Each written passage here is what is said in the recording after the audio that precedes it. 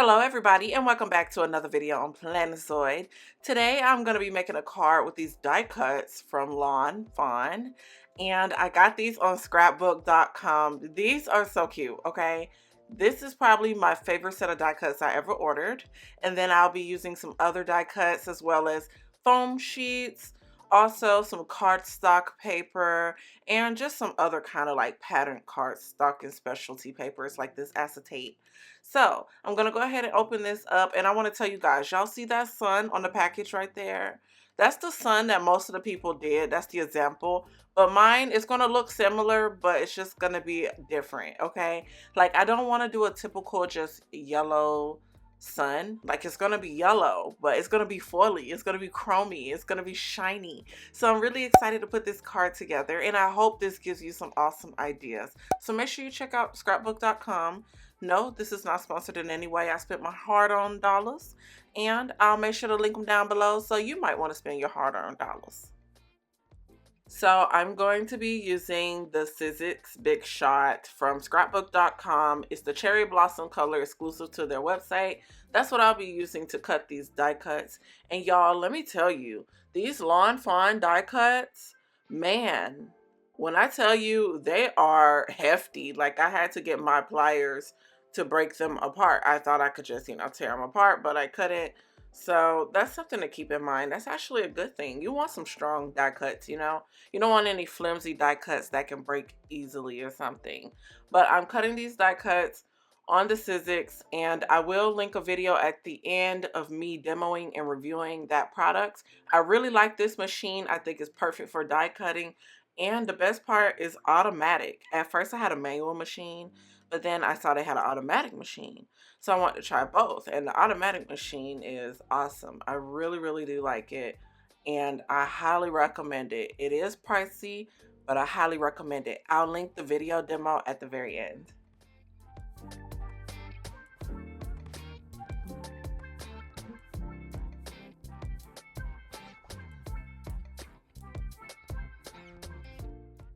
So after the cutout, this is how it looks up close.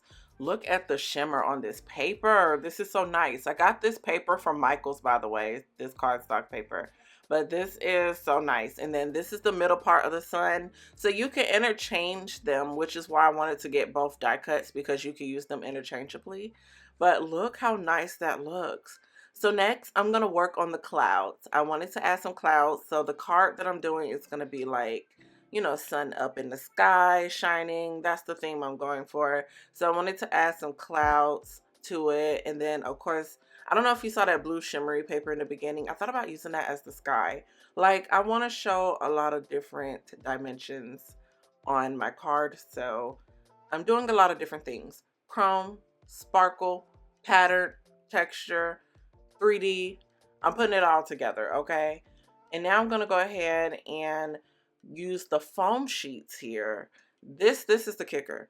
And I say this every time I do this kind of video, but I'm gonna keep saying it. So the foam sheets, I highly recommend if you're doing a shaker project. It may not work for every kind of shaker project, but if it works, I say use it, because it is so much easier than using foam tape to keep the glitter in place. When you use these foam sheets and glue it together, it's a lot less messy, easy to do, and I think the results look a lot cleaner at the end. Foam tape, I normally have issues with that, and it's always open somewhere where glitter falls out. I hate it so much. But anyways, when I do the foam sheets, I always do 3 layers, because I want to ensure that the glitter can move around and shake around the shaker. So I just wanted to say that in the video. I got these from Walmart, $5 for like 50 sheets, totally worth it. Now we gotta get the inside of the sun, because the glitter has to stay inside. If not, it'll fall out. So I use acetate for the inner opening of the sun. And here I'm just trying to figure out how to measure it. Since I kept failing, I went ahead and just glued the sun on there and cut all the way around the sun. It wasn't too hard to do, and luckily I had my spring scissors to help me cut it. So it came out pretty clean and it looked good. But make sure you use your acetate. After cutting my sheets, these are the materials I'm left with. I have all the materials for the card, for the sun, for the sky, for the clouds. So I'm really excited to show you guys this summer craft and build it on camera for you guys. So the acetate that I use has this kind of spotty pattern on it, and I thought it would look really nice with the sun just to add another fun element to the card. And then these are the foam sheets that I stacked together. I just simply glued them together off camera, and this is how it looks. So it's going to give a nice 3D effect. And like I said, it's going to look really clean at the end. And then this is the back part of the sun. So I am doing like a layer kind of thing going on. So the orange is going to be the back part, you know, kind of shine behind the yellow sun. And I think it's going to look really good. So both of these suns are the same size. And like I said, you can use them interchangeably in many different ways as shown on the packaging. But this is the way I'm thinking about going for something like this. So you can see both colors nicely on the card. I have my lovely clouds here. These are made of foam sheets, so just to give a different feel. And then these are the background sheets that I'm going to use. I did not measure them, so I don't know the measurements, but that's what I'm going for. I'm going to kind of layer them. And then I really want to hone in that this is a summer craft, so I had to use a Hello Summer die cut, and I think it's going to really bring the card together. And then, of course, you know that I have to bring in my glitter. And this glitter is going to be different kind of glitters from different stores. Either way, I'm going to mix it all together and I think it's going to come out super cute. So let's go ahead and set this up. I feel like this shouldn't have to be said, but I want to say it anyway because it's a good reminder for myself as well. Make sure you lay everything out first before you adhere it down on your paper. Because once you adhere it, it will be hard to move and you can mess up your craft and you might have a setback or have to start over. So I just wanted to share that because you're going to see me do that a lot in the video. I'm laying things out. I want to see how it looks first. I highly recommend doing that. I think everyone knows this already, but hell, I'm going to say it anyway. And y'all, when I tell you, I had anxiety the whole time doing this card, okay? Because I was afraid to mess something up. I'm not gonna lie, it could be a little time consuming having to cut out all the items, but it's fun anyway. But the issue I have is like, sometimes I just feel like some of these die cuts, when you have to layer all these details, sometimes you can mess up, and I worry about that. I don't like having setbacks. I don't like starting over on my crafts. So I'm not playing with y'all. Like, make sure you lay everything out first.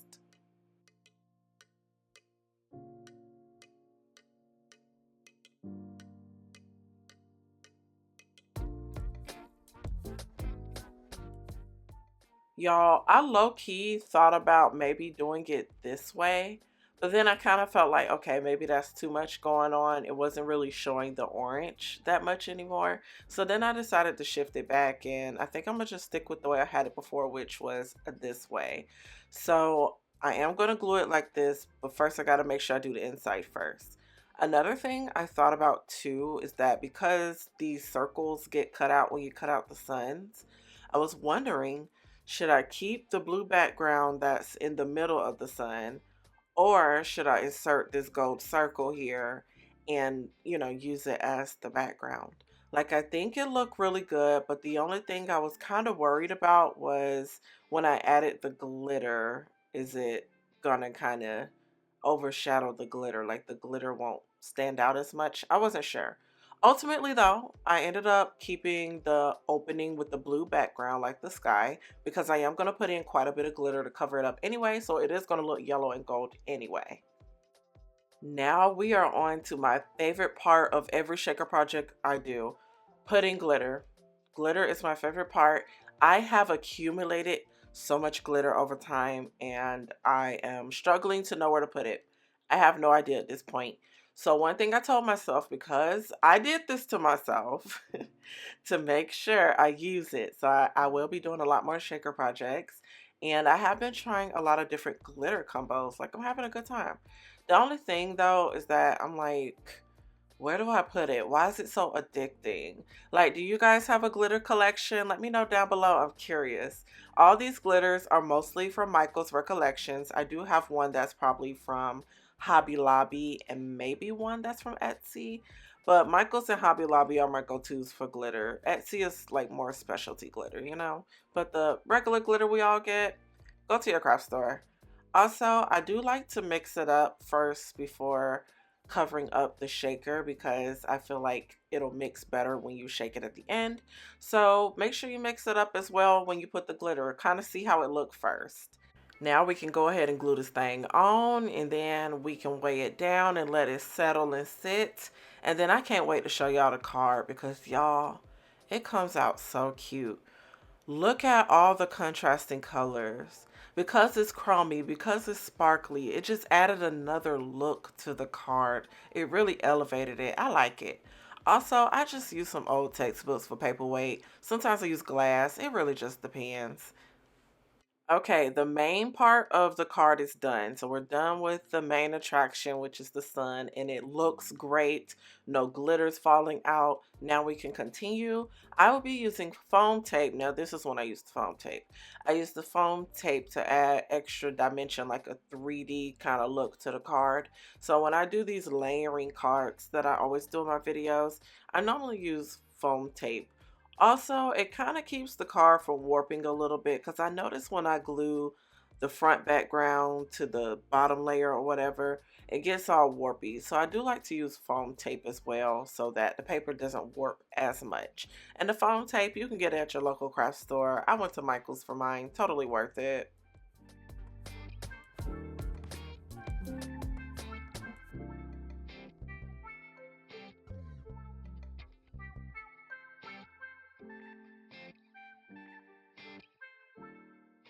Now that I got that on, I will be adding another 3D element, which is this grass that I got at Michael's. It just came with a pack of these two grass strips, and I decided to go ahead and find ways to use it. So anytime I do a card or a planner spread, because I do these kind of elements in my planner spreads, I try to use up this stuff.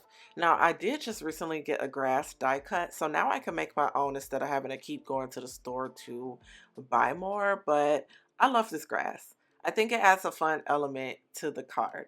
So I was trying to go for, like I said, the sky. It's adorable. I love it. And the glitter sky looks so good.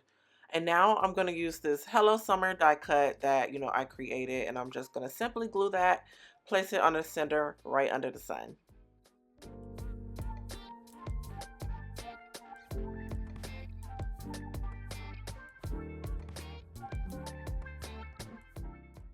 Another element that I like to do on cards is clouds. So now we're going to go ahead and place these clouds on the card. I'm just simply using foam tape just to continue to provide that 3D element throughout the card.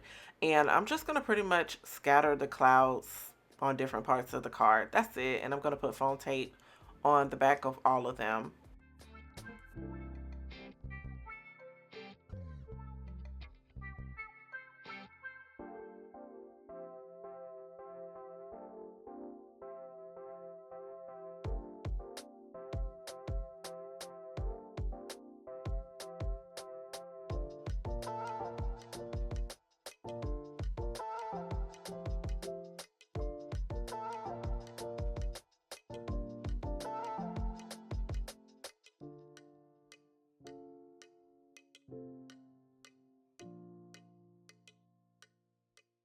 This is how we're looking so far, and y'all, it looks so beautiful. I could stop here, but I'm not going to stop here because the die cut also comes with this really cute kawaii face, and I do want to add it on the sun because it is so cute.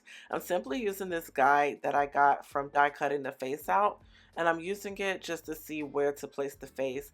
And also it gives me a good guide to know where to place the eyes and the smile. So I think it was perfect. It was a little hard though because it's small and these details are very fine, but it still worked out in the end, and I think I did really good putting it on. Usually I'm heavy-handed with the glue, but I told myself to be careful, so I did pretty good this time. Y'all, the smile killed me. The smile was the hardest piece to get on. Like, I had to be careful. I felt like I was doing like surgery or something, I feel like crafters in our own way, we're like engineers. We really do have to put things together, and some of those can be intricate sometimes. And when we finish at the end, we're happy because we took the time to put this together, you know? So I really like how this came out, and I love that I acquired so much knowledge over time to just know how to even put this kind of stuff together. Now we're just adding this cute little cheeks, which is my favorite part of this face. It's so adorable. The cheeks was easy to do because, you know, the pieces was bigger. But anyways, I use my paperweights, of course, to make sure everything settles and stay in place. And this is the card. You can't tell me nothing. You cannot tell me anything. Y'all, this card came out amazing. I love the vision that I used to put it together, and the die cuts were high quality, easy to cut with. It was just perfect. This is literally probably my favorite card that I've created to date, probably my number one card, okay? This is amazing. I really want to thank you guys so much for watching and taking the time to build this card with me. I hope this gave you some kind of inspiration, and make sure you stay tuned for future videos. I can't wait to put more out. Also, here's the montage, so make sure you check out the up close. Thanks for watching.